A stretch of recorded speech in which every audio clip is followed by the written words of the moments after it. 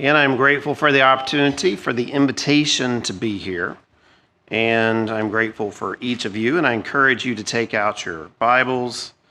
And we're going to start in Ecclesiastes, the 3rd chapter, which was our scripture reading as well. So if you would open up your scriptures or open up your app and flip to Ecclesiastes, the 3rd chapter.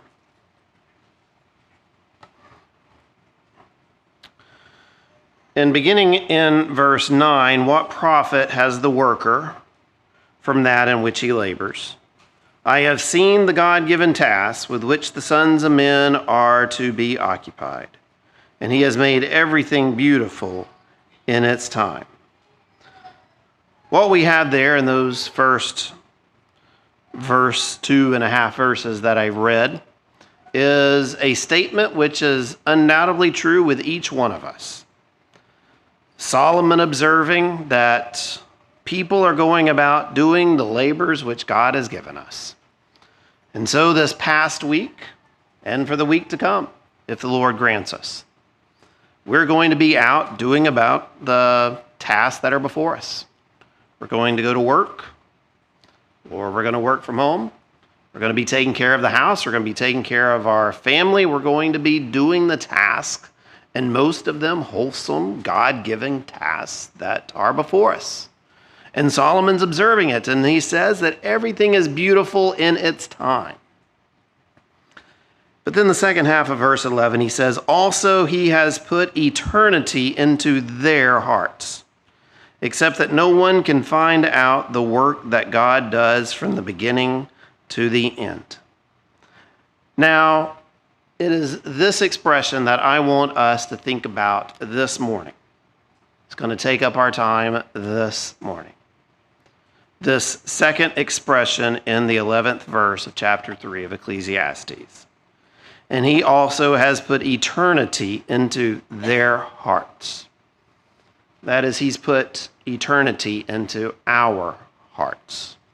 Now, if you're reading from the older King James Version, it would say he has put the world into our hearts.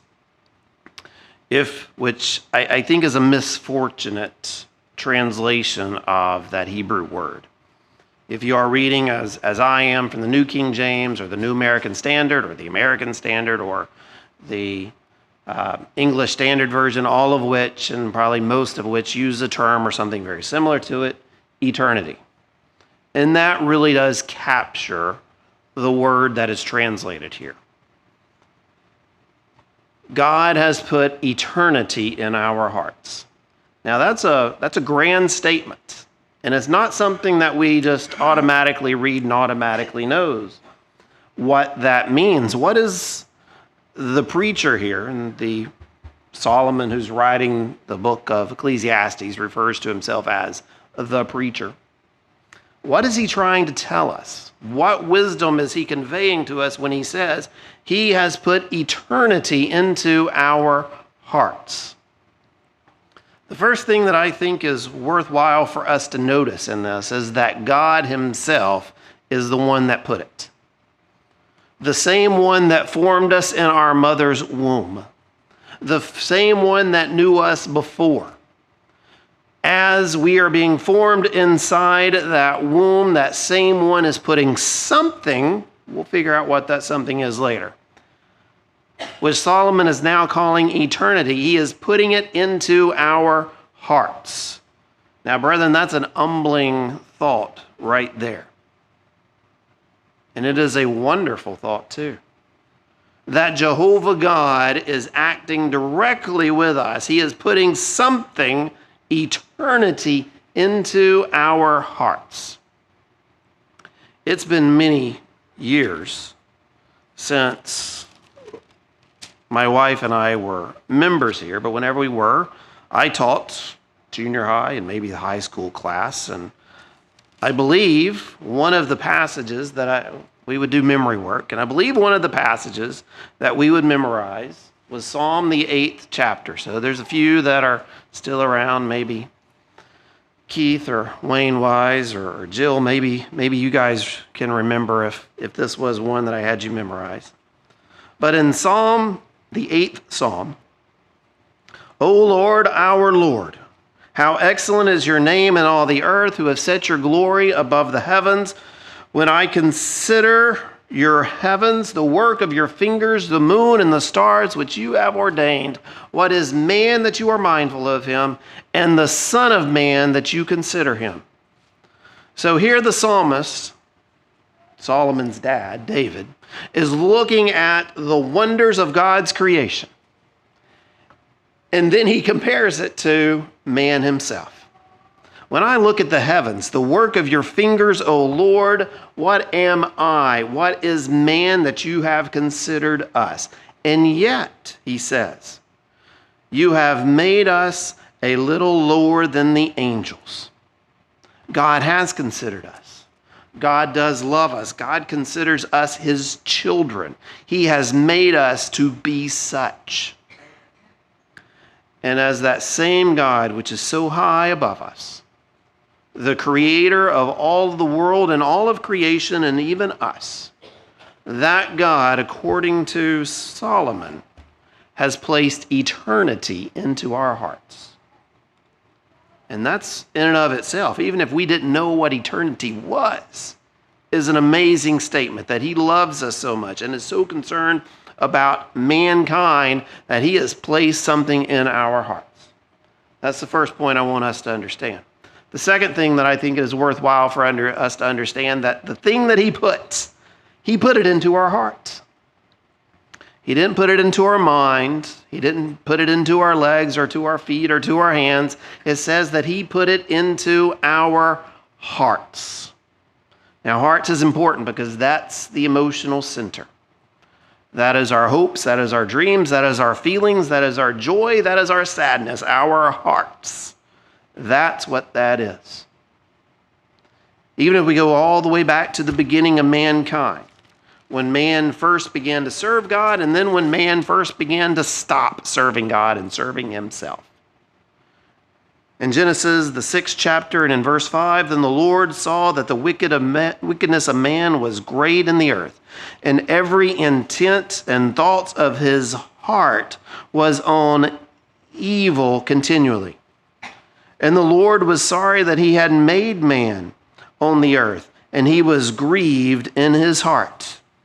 In this passage, we see the hearts of man in that we are thinking evil or have evil intent all the time, and the thoughts of God's heart, that it even has grieved him that man might be so rebellious of him. There is God creating us, forming us, making us in his own image, and placing eternity in our hearts. And now we go astray. In Proverbs, the 4th chapter, and in verse 23, Solomon is warning us and his son, take heed to the heart, for out of it springs the issues of life. Our heart, it is important to notice that what God has placed here, this eternity that he has placed, he did it himself and he put it in our hearts. The place where from our heart springs all of the issues of our life. It does drive us, it motivates us, it encourages us, and it might discourage us, depending on where our heart is. And that's why Solomon tells us, be careful, take heed to the heart, for out of it springs the issues of life. And inside this instrument, God has placed eternity in our hearts. We understand he's not talking about the literal heart. He's not talking about the physical heart that goes thump, thump, thump, thump. He's talking about the emotional center of each of us. And in each of us, there is something, according to Ecclesiastes 3:11, that God has placed there, and God has called it eternity. All right, so now that we have established that God's the one that put it there, and he put it into our hearts, what does it mean? What does it mean that God has placed eternity in our hearts? I think it's possible that we might already have a pretty good idea of what this is.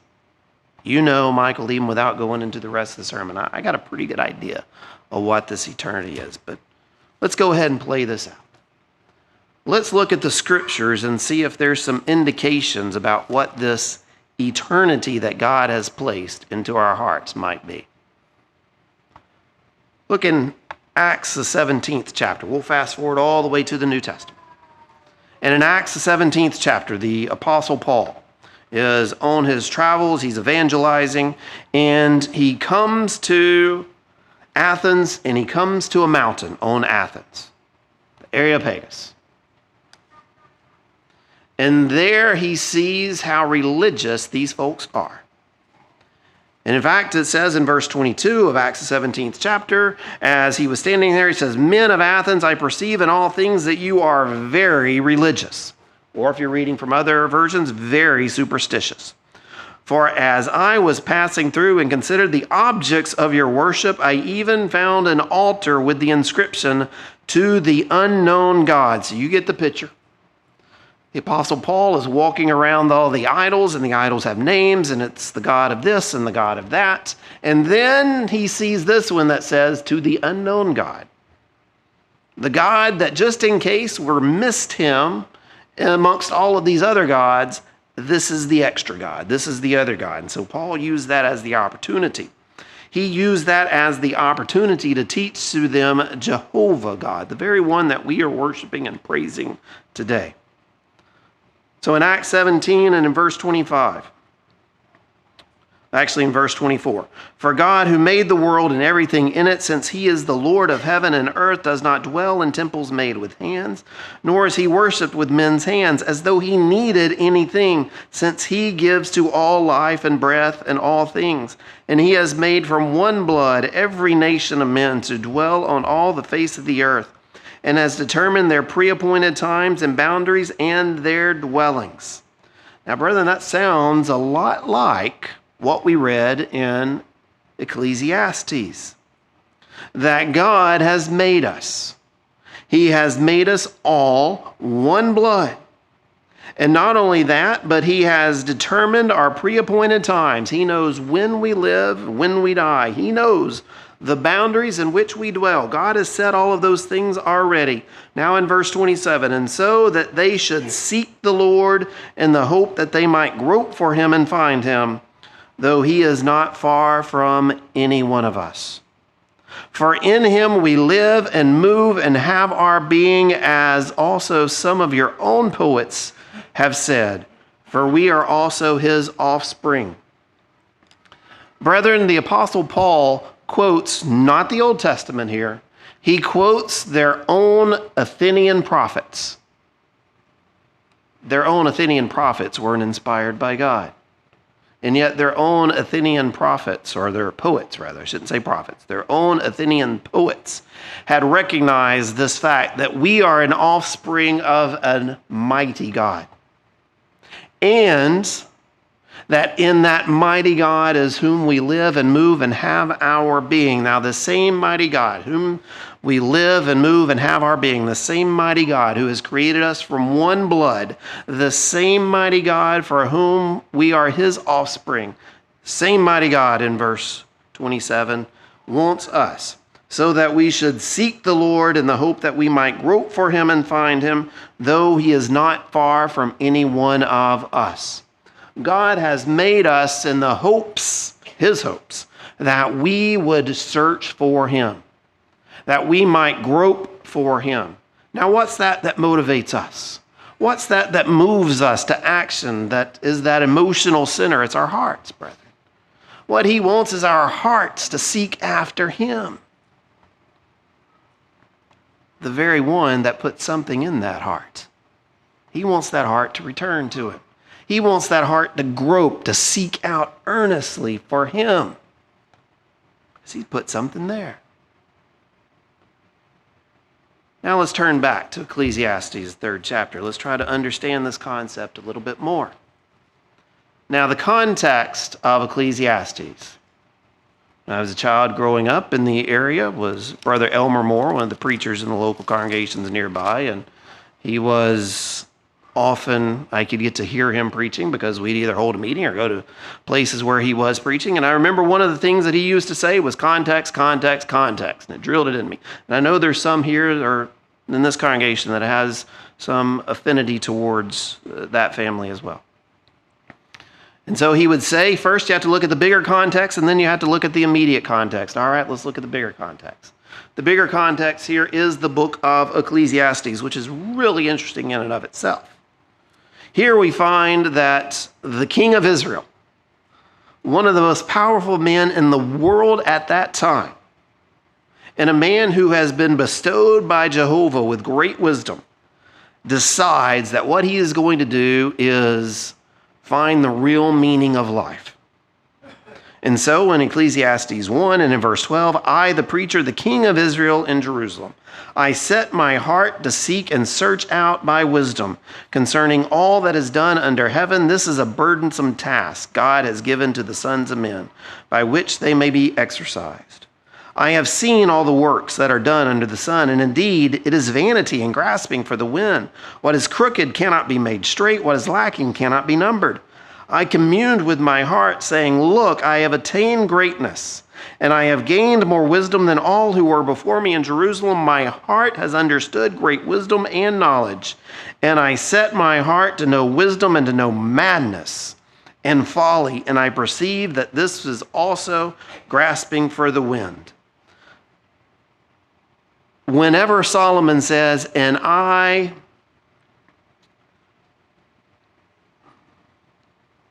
in verse 17, when he said, and I set my heart to know wisdom and to know madness.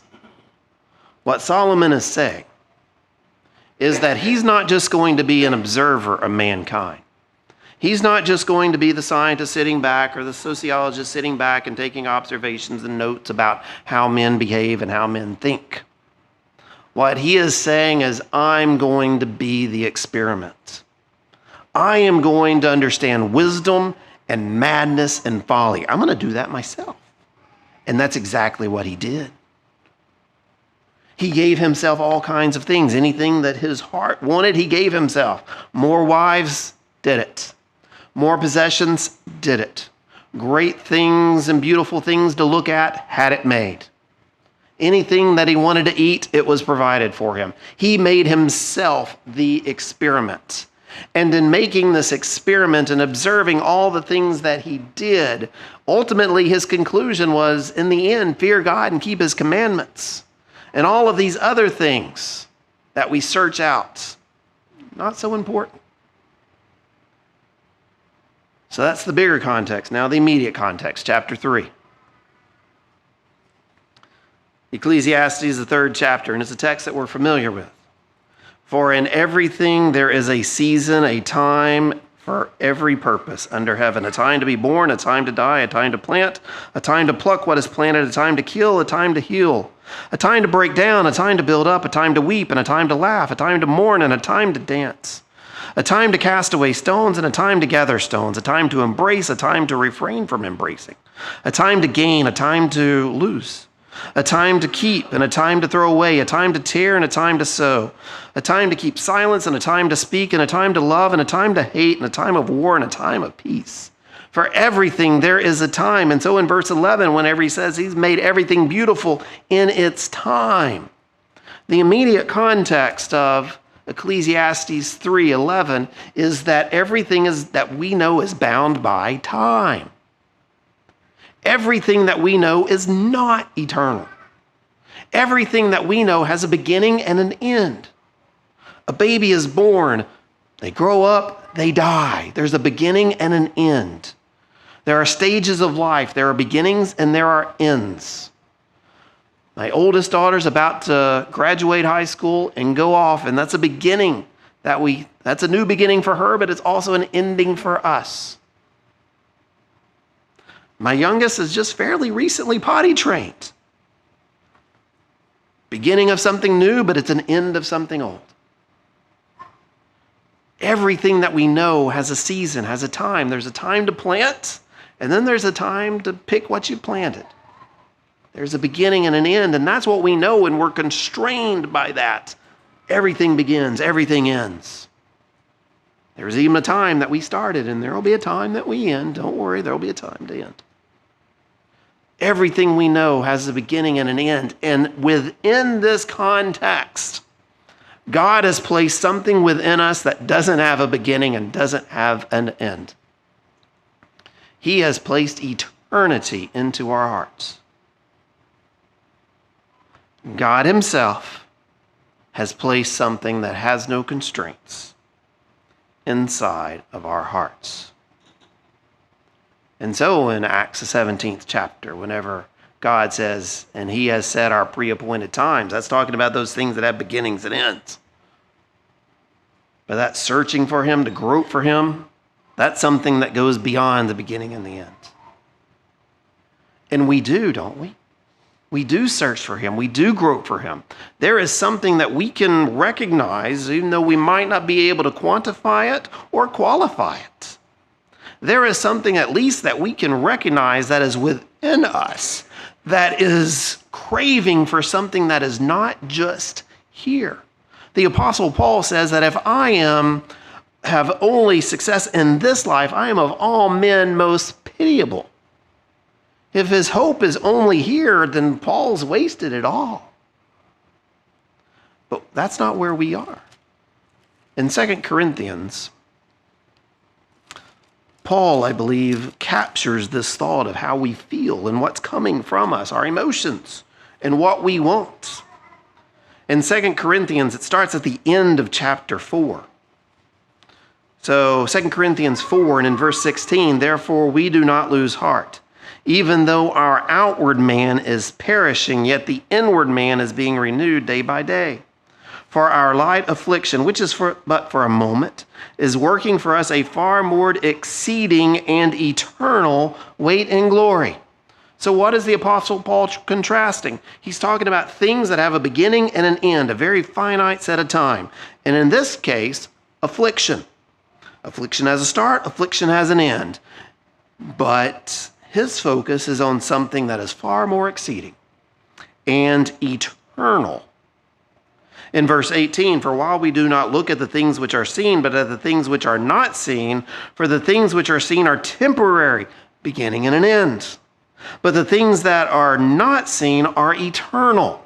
God has placed into us something that is not seen, but it's a desire for something that lasts forever. In chapter 5 and in verse 1, for we know that if our earthly house, this tent, our body, is destroyed, we have a building from God, a house not made with hands, eternal in the heavens. For in this we groan, earnestly desiring to be clothed with our habitation which is from heaven. If indeed, having been clothed, we shall not be found naked. For we who are in this tent, that's to say, for us that in this body that you're looking at, little pudgy body that you're looking at, we groan being burdened, not because we want to be unclothed, but be further clothed, that mortality might be swallowed up by life. Brethren, this is the concept. I believe this is what God placed into our hearts. This yearning, this desire for something more in this life. What Solomon was recognizing is that man should be busy about doing their daily routine. Man should find joy in that, and that should be the end of it. Except God put something into our hearts. Something unique, something different. He didn't do it for the animals. Though my dog, whenever I get home, and I do love her, she's going to think that we have been gone for an eternity. But she doesn't have eternity in her heart like we have eternity in our heart. She is not yearning and desiring to be clothed with immortality, and yet we are. We know there is something. Why is it that we see people that are looking for meaning in life? You know, this passage helps explains that, at least to me it does. Because God has put something in me that makes me want to look for more than just the things that start and end that I see in my life. So I think that's what he's talking about when he says, and God has put eternity in our hearts. So let's make some applications with this. What are the possibilities that we can do with this newfound knowledge that God has placed eternity in our hearts? I think the first thing that we can do is just ignore that. Forget that we knew that. Whatever desires I have in my heart towards eternity, I'll just suppress it and ignore it. That's one option that we can take. And if we ignore it, that's going to lead straight to worldliness. Unabashed and unadulterated worldliness. In Matthew, the 16th chapter,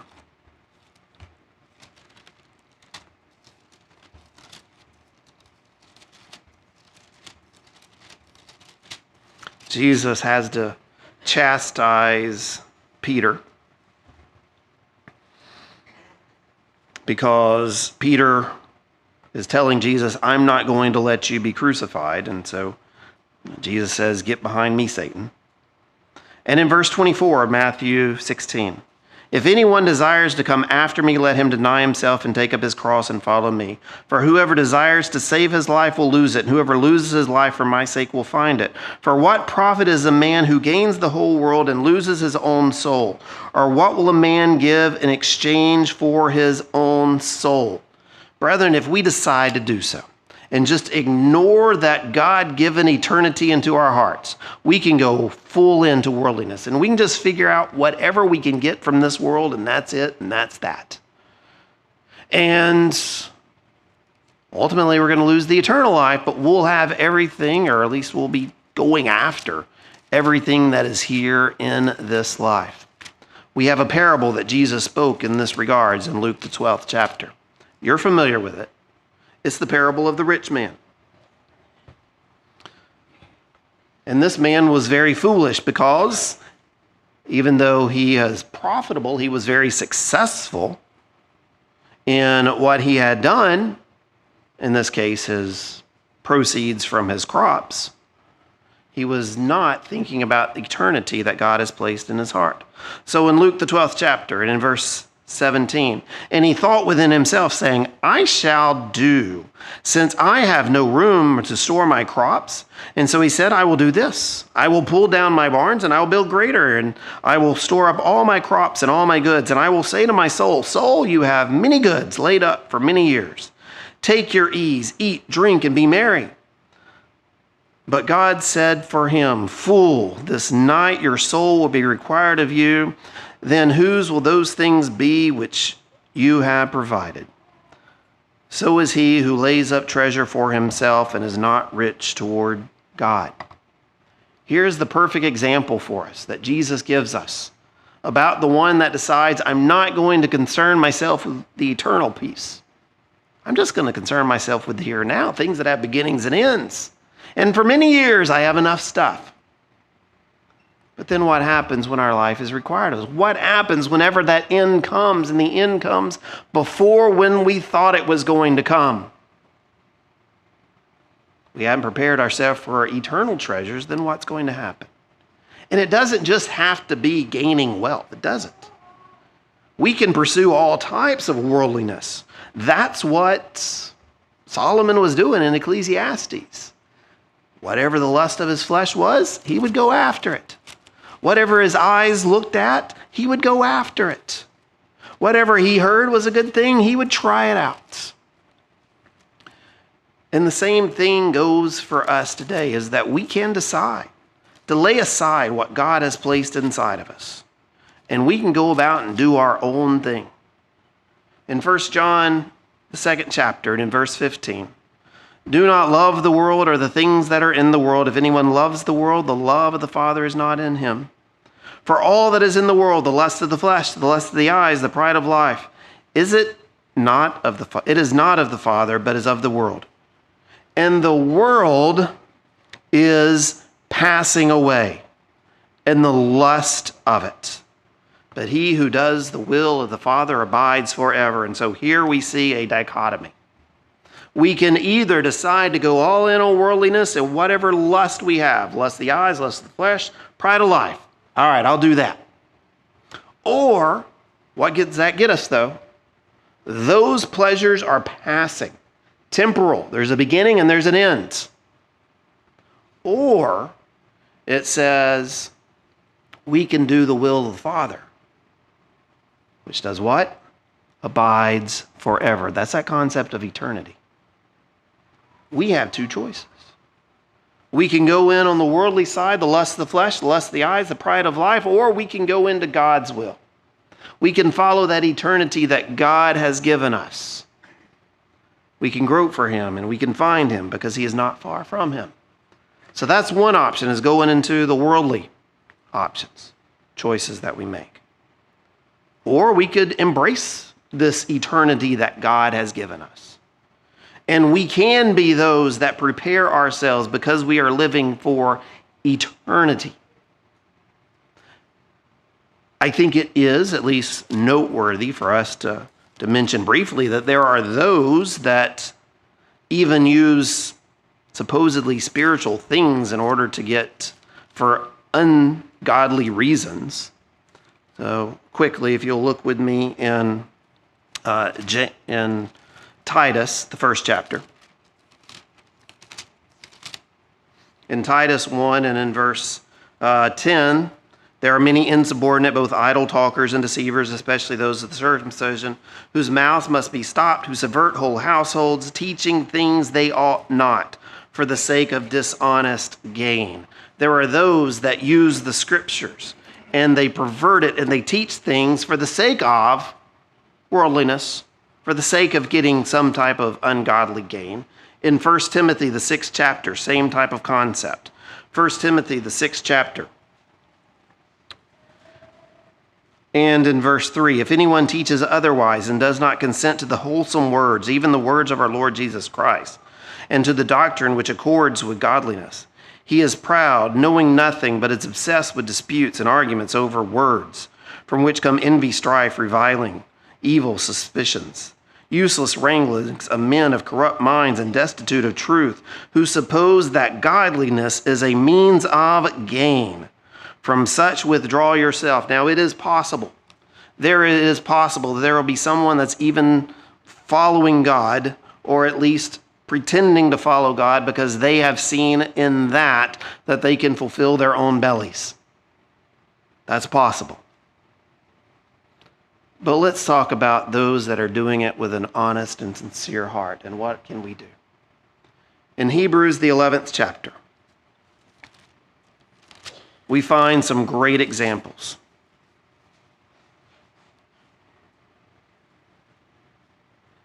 In Hebrews, the 11th chapter, and in verse 13, these all died in faith, not having received the promises, but have seen them from afar, and were assured of them, and embraced them, and they confessed, and they were strangers and pilgrims on the earth.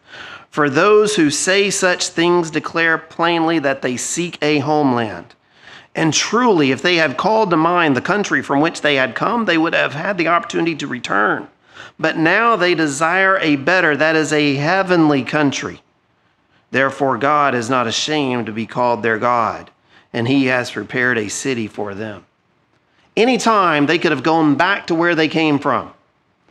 Brethren, there was a time where many of us made a decision that we were going to follow Christ, and at any time, there is nothing physically restraining us from going back to that life. At any time. Just as they could, but they desired a heavenly country, just like we desire eternity. We desire that heavenly country. Look at as the example of Moses. Moses, by faith, in verse 23, when he was born, was hidden 3 months by his parents because they saw that he was a beautiful child. And they were not afraid of the king's command. By faith, Moses, when he became of age, refused to be called the son of Pharaoh, choosing rather to suffer the affliction of the people of God than to enjoy the passing pleasures of sin. If we choose the worldliness door, what are those? It's temporal. It's a passing pleasure. Esteeming, in verse 26, the reproach of Christ greater riches than the treasures in Egypt. And he looked for the reward. By faith he forsook Egypt, not fearing the wrath of the king, for he endured as seeing him who is visible. As these examples show us, Abraham and Moses, what they show us is that we can choose. We can choose worldliness, which is a passing pleasure. It does have pleasures, but it's a beginning and an end in a very finite time. Or we can choose that eternal. We can choose that thing that is everlasting, that is immortal. We can choose God, the one that has placed eternity in our hearts. Those are two options we have before us. Choose the world, choose God and eternity. And great things that we can get from choosing that second one. And most of us, I believe here, probably are choosing that second one. But in the time that we have left, I want us to take this coin. This coin that we have looked at, which is God placing eternity in our heart and how it drives us to further obedience. And how the rewards of it is going to be so much greater than any rewards that we would get from suppressing that notion of eternity and following the world. And turn that coin over and look at the other side. Jehovah's placed eternity in our hearts. What about all of those people that aren't necessarily following into what we would perceive as worldliness? Certainly not the wealth that we might perceive as worldliness. And yet aren't following God either. There are definitely those people that are very spiritually minded that live virtuous lives of some sort. There are those that are not necessarily thinking about eternity as it applies to Jehovah God giving it to us. And yet they do give up certain things about themselves. They have their set of values that they follow. Some people live very, very modest lifestyles throughout time. I wonder, and it's one of those things that help me try to understand, well, okay, what about those peoples that were native to the Americas? Many of them were very spiritually minded and created edifices and all kinds of ways in which they were worshiping nature, or the symbols they would see within nature, or gods that they invented because of nature. What about those people? Brethren, if we take this eternity that God has given us and we apply it for searching out satisfaction or the meaning of life from something outside of Jehovah, what is left is something very unwholesome. And that's something that I think we see in this world. There's a lot of people that they have that same feeling that you and I have. This inner desire and yearning for something beyond this life. And so they create all kinds of causes. Think about the environmentalist movement of today. Global warming, climate change, etc. There are those people that see that as their religion. And as Paul rose up to the Areopagus on Mars Hill and says, I see that you are very religious. We can look at a lot of the secular movements of today, and these people are very religious. These are the types of people that, consider, if you will, those that have decided that abortion is not killing a baby in the womb, but rather it's an issue of reproductive rights or women's health. They're very religious, brethren. And they believe that that's a hill worth dying on. They have made this to be something so great, and yet same God that made us and put eternity in our hearts is making those fetuses and putting eternities in their hearts. Or we can think about social justice warriors today. They're warriors. Now, there are those that have co-opted it for the sake of dishonest gain, no doubt. But this is the thing that's going on inside of man's hearts. And it's been going on from the beginning, where men search out and seek their own form of righteousness. And I'll give you an example. And that example is of the Jews themselves in the day of the New Testament. In Romans, the 10th chapter. In Romans 10 and in verse 1, Paul says, "Brethren, my heart's desire and prayer to God for Israel is that they may be saved. For I bear them witness that they have a zeal for God, but not in accordance with knowledge." So here was Israel. Israel was even given the oracles of God. Look in chapter 3. So in chapter 3 of Romans, the 3rd chapter, it says one of the chief benefits of being a Jew was that you have the oracles of God. They had the oracles of God. And yet now when they come to the New Testament and Jesus Christ has come, they were the ones that killed the Messiah.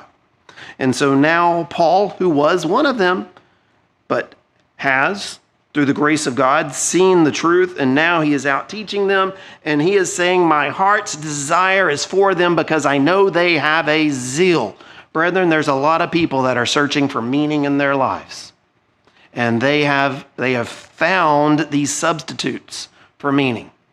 And their substitutes for meaning is some type of cause here on this earth, or maybe it is some type of false religion. Paul says this is what the Jews were. In verse 3, this is important. In verse 3, "For they being ignorant of God's righteousness and seeking to establish their own righteousness have not submitted to the righteousness of God." Brethren, there's a lot of people around us that this very phrase applies to them.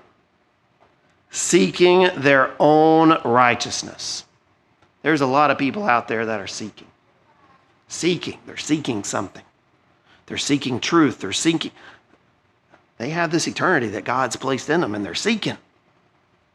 God wants us to grope for him. That's not the bad part. But if we find it in things that are not in accordance with knowledge, it might give us momentary satisfaction. But we're never going to find eternity in those causes. In those secular causes of the world, we're not going to find eternity there. I believe that we should be good stewards of nature, gift that God has given us. That doesn't mean that I devote my entire life for climate change and follow it as if it's some type of a religion and I only have 10 years to save the world. I'm not going to find eternity there. There might be some decent causes that people are out there following, and they're following it like a religion because they're looking for meaning in their life. They're trying to fulfill what God has placed in their heart, except not recognizing that it's Jehovah God that placed it there. And that Jehovah God is asking us